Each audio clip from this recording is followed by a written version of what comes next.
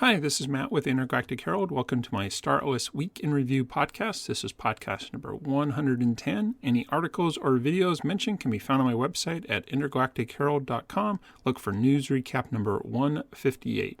So just a quick summary of things I'll be talking about today. So Beyond the Horizon made a video about fleet rentals. Since I can actually now share the Foundation Room information because it is a public read-only, just some comment that came up on the mobile app. Star Atlas announced a partnership with a group, an ASI Alliance, about some AI, so I'll talk about that. And then the Atlas Brew had the DAO Council nominees, and there was also an Lore Keepers video. So, but before I get to that, just a couple things on things I'm working on Star Atlas. One, I do have a Star Atlas DAO PIP, which is a proposal, Polis improvement proposal. It's a proposal to get funding, a grant from the DAO to build things, and I'm proposing to build an in-person community meetup platform. So greatly appreciate any feedback you might have or thoughts. If you go to the Star Atlas Discord, look for the DAO section, look for PIP drafts, you'll find my name plus in-person community meetup platform. Again, love any feedback on that as they're in the draft phase, which is open to both council and community feedback. Additionally, I do have a Star Atlas merch store called Intergalactic Gear, found at intergalacticgear.com. Open for business, doesn't have a ton of selection yet, a few mugs, a couple pieces of wall art, but I'm slowly building that out. Also do have a merch survey there, so I'd love to get any feedback you're willing to share on Star Atlas merch you might be interested in. And then also I am trying to see if there's any interest in developing a community for Star Atlas gamers that aren't members of guilds, so kind of calling it a non-guild guild called the Intergalactic Coalition, which again you can find at intergalacticcoalition.com.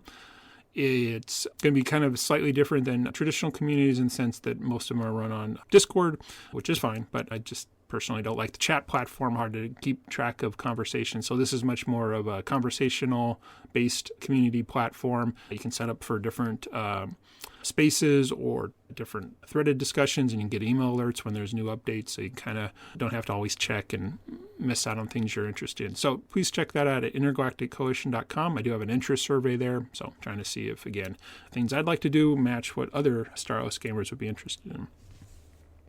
Okay, so go ahead and get into the main section, which is sort of the week in review content that occurred this past week. Again, as people who've been listening to know that I kind of stop looking at content on Friday nights, so anything that comes out last weekend is fair game for my recap. So Beyond the Horizon put out a video where he did some tips on fleet rentals, and I think it was an excellent video. Some great points were made up about naming conventions, small point, but also fleet compositions and things like that. So I think a lot of great information if you're thinking of putting up a fleet. Definitely some good ideas for how you can maybe structure a fleet better. As I mentioned, had a comment or a thought on something that came out of the Foundation Room. Now, historically, the Foundation Room was a gated or private chat group or chat channel inside a Discord that you had to have certain requirements to get access to, and then the Star Atlas development team was actually available for questions. In fact, there's a question, it's Foundation Room. I think it's just Foundation Room. That's where the questions to the team. There's still a Foundation Room chat, which is still private. So obviously, I can't speak anything that's said in there. But anyways, the Foundation Room in the past or recently was changed from private to be read-only. So in order to ask a question, you still had to meet those criteria, but anybody could read it. And I believe the community team said the reason was to give everybody kind of access to the same set of information, which I applaud, and I think that's actually good. But I'm also okay if there's private things too that are, not nominated, but qualifications to enter. So anyways, but I have double checked, and yes, anything that is posted there is free to talk about in different forms like my podcast. So one thing that was interesting, someone did ask if there's any update on the mobile app. And so just to give some people some background, I want to say not this year, but last year, first quarter, at a Solana event, Michael Wagner, the CEO, mentioned that a mobile app was coming, or was it Crew? Never mind. In the past, there had been mentioning of a mobile app that would be somehow tied to, Move to Earn. And the mobile app would integrate with your Crew. So it made a lot of sense. Crew have a different price point, different purpose.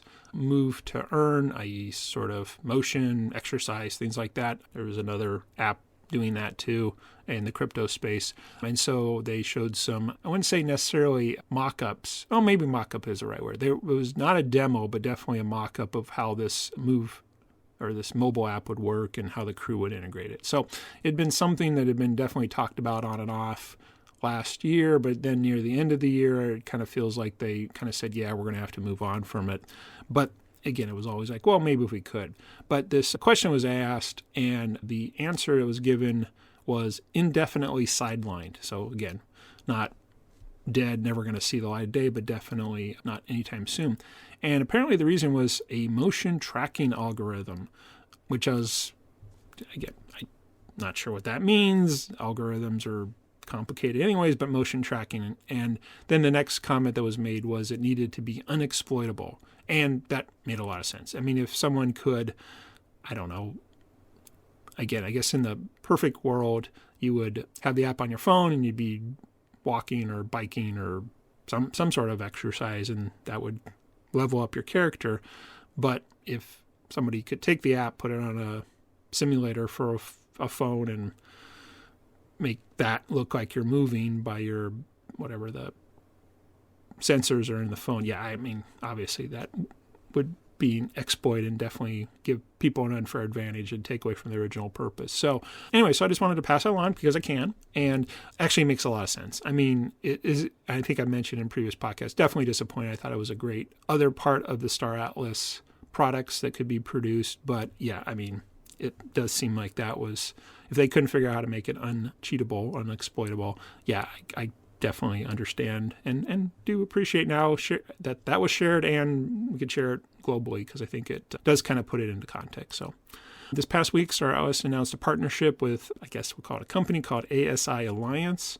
Apparently that's partnership is for Advanced Artificial General Intelligence, which I'll mention a couple thoughts later, and that this could be integrated into Star Atlas for future things like NPCs, so non-playable characters, virtual companions, and AI agents. So if you're interested in the press release, please do check out my newsletter, news recap number 158 on intergalacticherald.com, and that's a link to the Medium article. I'm not 100% sure, but I think there may have been a Twitter Spaces. Again, I haven't kind of checked to see if somebody's posted that, but definitely hadn't showed up. Well, I haven't found it yet. So anyways, I think there might have been some sort of, additional information. So again, if I find it, I'll put in my recap. So, and then there were two Star Atlas community team things. One was the Atlas Brew this past week. This time they interviewed the DAO council nominees. Unfortunately, some things happened yesterday, so I did not listen to that last night. So it's on my to-do list. And then a Lore Keepers update, or again, Jose, the lore writer, had basically a chat about lore. So Star Atlas TV has put both those up on his YouTube channel, so you can check them out. And again, I have links in my latest thing. So that was kind of the highlights, things that I found interesting this past week in Star Atlas. So moving kind of more into my thoughts on kind of the state of Star Atlas for this past week. Again, like I mentioned, the mobile app was definitely disappointing and a shame because it was based on sort of an algorithm issue, but kind of, I guess I already took away my thunder for that. I kind of gave you all the reasons why I was there.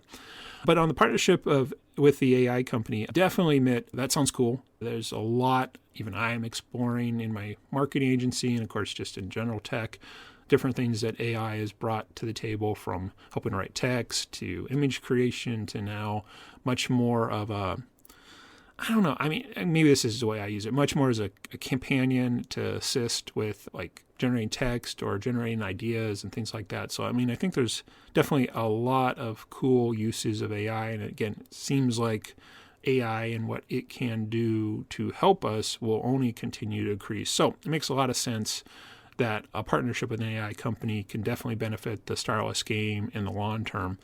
Now, they announced a partnership, that's fine, just like they announced the alliance with the mobile gaming and, of course, the networking and all that. So I think all these partnerships are really cool. But given the thoughts of an NPC, which makes a lot of sense that in the game that they would be much more dynamic than maybe traditional NPCs that have come out in the past, I kind of, again, we don't even have playable characters really, let alone missions and things like that. So, but I don't think it means this partnership is going to take away from developing the game or any resources. Again, I think of it as more, there can be many moving parts in many different areas, and you do want to be prepared for a future effort, and you can start doing some of the work earlier. So in that sense, I mean, awesome, great. More partnerships, the better. But again, will we see anything in the short term? I mean, there's still so much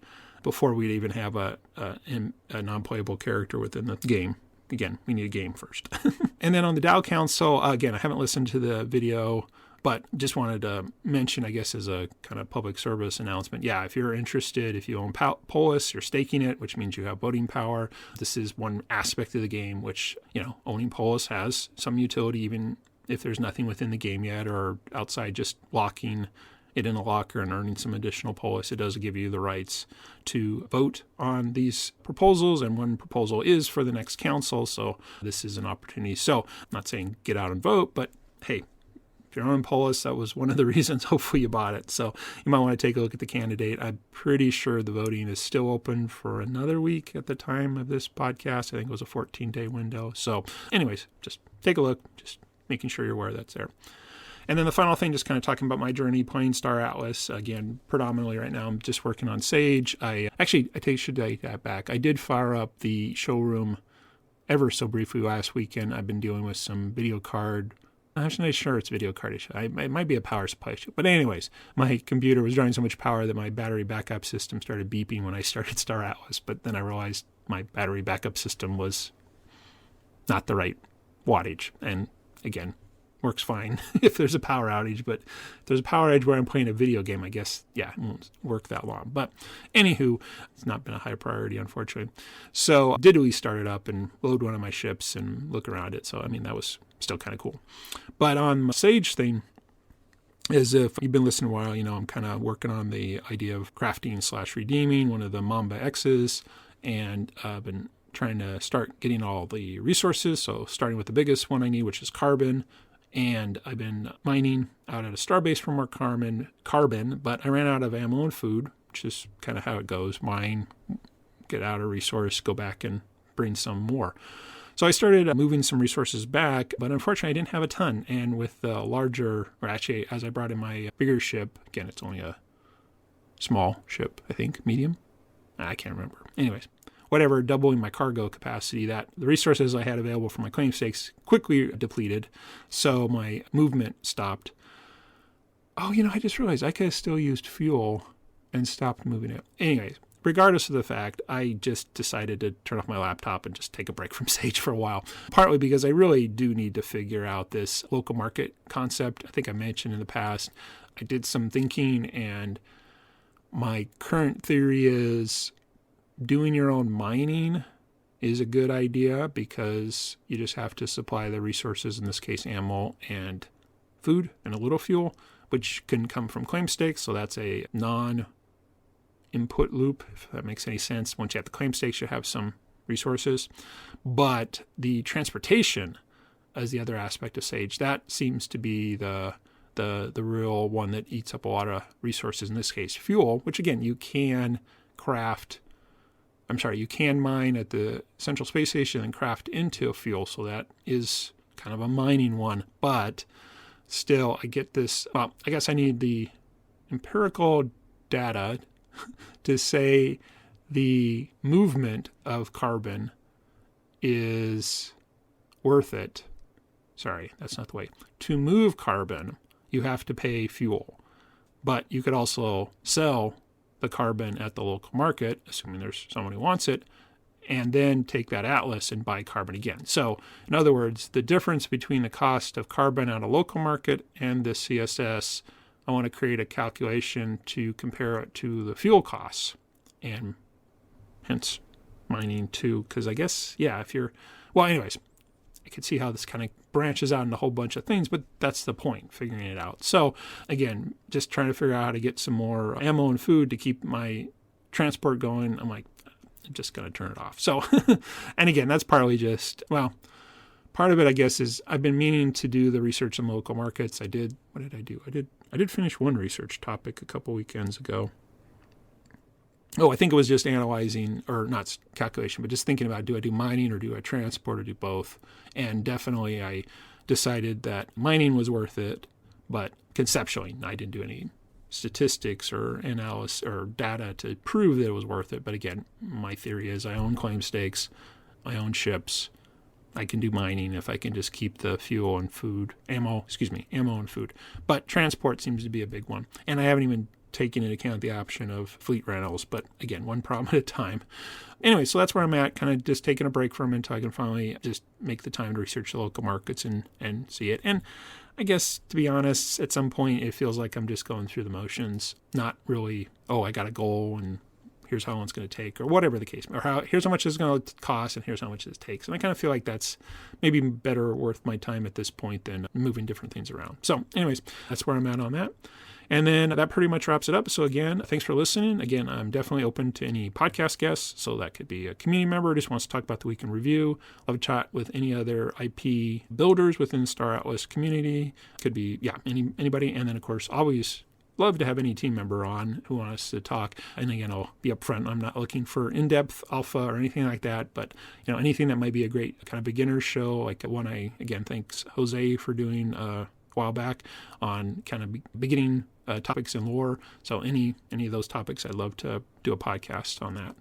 And then just to mention my two Star Atlas, I guess we'll call them businesses, but efforts. My merch store, Intergalactic Gear, intergalacticgear.com, open for business. Got some mugs with different Star Atlas logos and starting to build out some wall art. And I do have a merch survey there. And then again, on the Intergalactic Coalition, which is my kind of Star Atlas gamer community with some differences than other communities. Please check it out. I do have an interest survey there. Love to, if you'd like to hang out and chat with other Star Atlas gamers who aren't members of guilds. Hope we can create a place for all staying out. Other than that, thanks very much for listening. I really appreciate you staying till the bitter end. And again, this is Matt with Intergalactic Herald. Have a great week ahead.